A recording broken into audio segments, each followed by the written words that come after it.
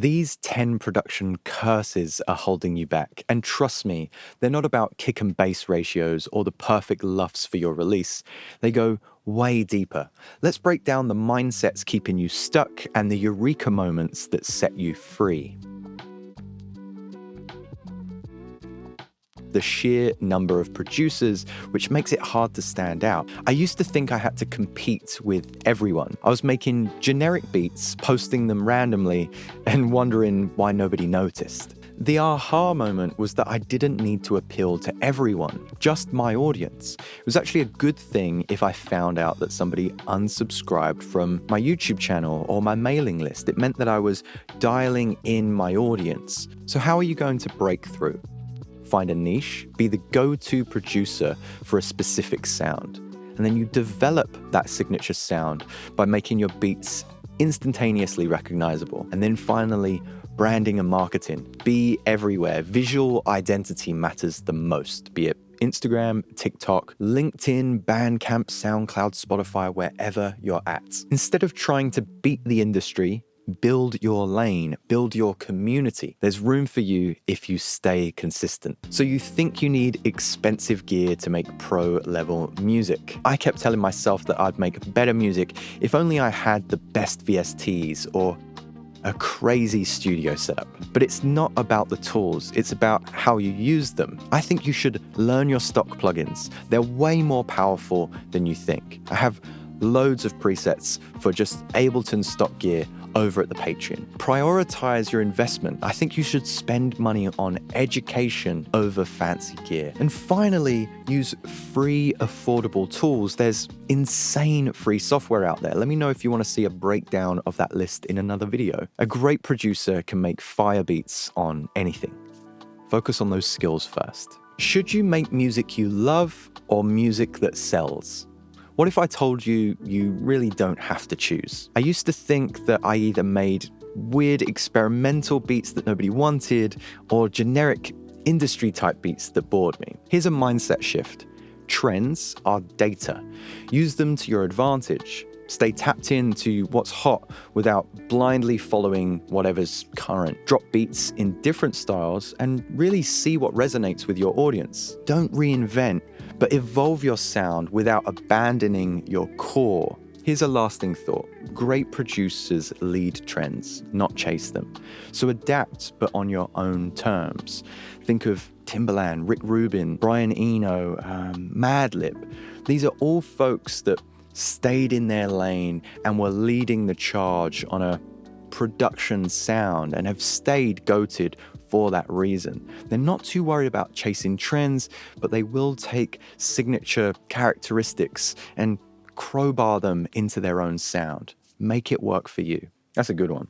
All right, let's talk about something that's probably quite stressful for a lot of you. How the devil do you make a full-time income from music? It probably feels impossible when you're just starting out. But the truth is, most producers fail, not because of talent, but because of their strategy. You probably think that placements or streaming royalties, maybe sample packs, are the only way to make money as a producer. Perhaps you wait for big breaks instead of building multiple income streams, or you underprice your work thinking that exposure is more important than getting paid. The most successful producers don't rely on one income stream. They stack multiple. Selling beats, mixing and mastering, and sample packs might be some of the obvious ones, but you can also teach. You can also create beats for sync licenses, jingles, do sponsorships for content creation. All of these monetized formats add up. The key isn't just talent, it's knowing how to monetize your skills. For me, even learning Premiere Pro, color grading, and creating thumbnails all fed into the overarching music business skill set. So if this sounds like you, let's start by diversifying your revenue streams. Don't rely on just one source. License that music, do sell beats, offer services, but definitely explore content creation sooner than later. You should also build a brand, or as I like to think of it, a community. Having an audience makes everything easier.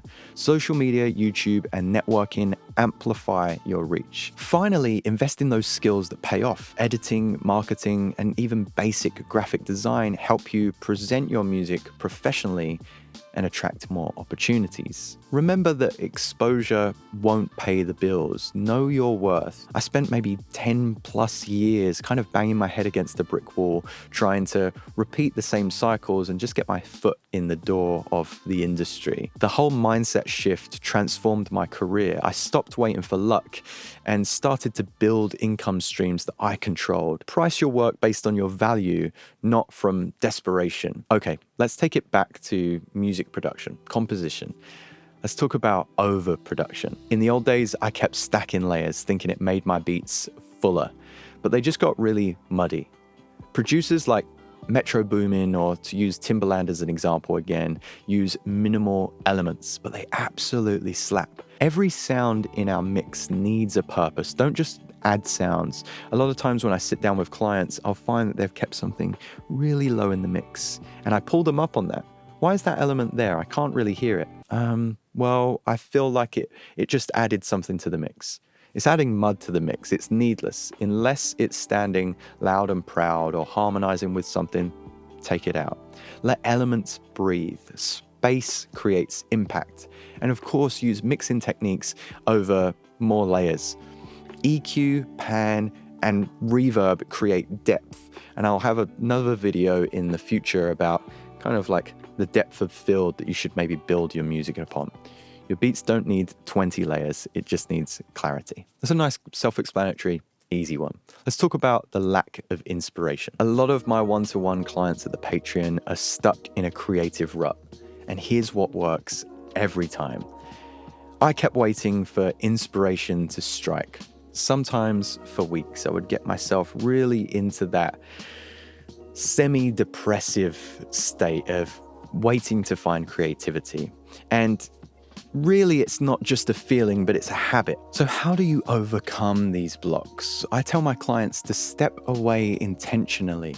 You can listen to new music and soak up other forms of art, documentaries, films, books, but make an intentional break in creativity. Give yourself a deadline of a week, 2, 3, and then don't come back to music creation until that deadline is up. I think using constraints to limit yourself creatively is wonderful.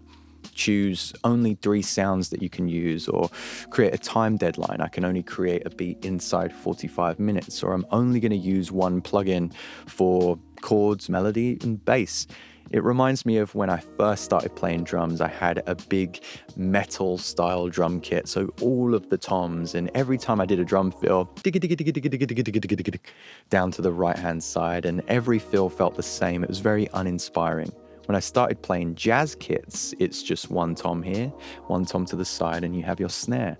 So now I'm thinking outside the box. How can I create dynamic change? How can I create a better narrative within my drum fills? How can I create tension with the drums? Giving yourself a constraint will unlock creativity. And I think you should remix your old work. We don't often revisit our old projects, those ones where we were in a groove, but you're in a different space now. You can work with a completed project and flip that beat as if it was a sample. Remember, inspiration isn't just magic. You've got a million things to do and absolutely no time. I feel you, trust me. Here's the fix. I used to waste hours tweaking hi-hats instead of actually finishing music. The eureka moment came from understanding that time management was creative freedom. I stay on track by batching tasks. I make beats on one day, mix another, market another. You've seen this inside my day in the life videos where I kind of heavy load my Monday and I have specific days for admin tasks or mixing work. I've said this so many times before, but do set time limits. Work in 30-minute stints if that works for you. I've talked about the Pomodoro technique to no end, and it truly does keep things fresh for me. But see what timescales work for you.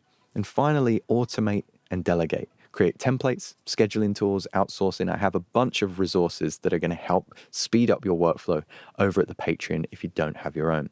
The more structure you have, the more creativity that you're going to unlock. All right. Should you sign with a label, go independent, or find a manager? Making the wrong choice can hold you back for years. So here's how I decided. I felt stuck for a very long time, wondering if signing to a label is the only way to get my music heard. And maybe you think self-releasing means struggling for years, or that getting a manager is going to instantaneously level up your career. Of course, there's no one-size-fits-all answer. It depends on your goals. Labels offer resources, but take a huge cut. Self-releasing gives me most control. I do have to handle everything myself, but at least I know where my money's going, where I need to spend the most time, and how my audience reacts to my music best. And a manager can often open doors and keep you on track, but only if you already have momentum. Don't forget, a label and management often want to see a large follower base before they work with you. So if you're not working on your social media content or your YouTube or Spotify algorithms, you're going to want to build those up first. The real key is understanding what fits your current situation instead of chasing an unrealistic shortcut. And this is the perfect point to talk about our sponsor today, DistroKid. DistroKid are a phenomenal distributor where I self-release all of my music. They've got a ton of marketing tools to help you promote your music. They can even help with mixing and mastering, get your song dynamically and competitively loud. They even partner with Bandzoogle, where you can build your own artist website, and playlist tools where you can get on those big Spotify placements. Even our community playlist, the Lo-Fi Focus, features at Playlister. If you want to get a discount off your first year, then there's links in the description. Let's talk about why music sometimes feels like you're just staring at a screen doing nothing.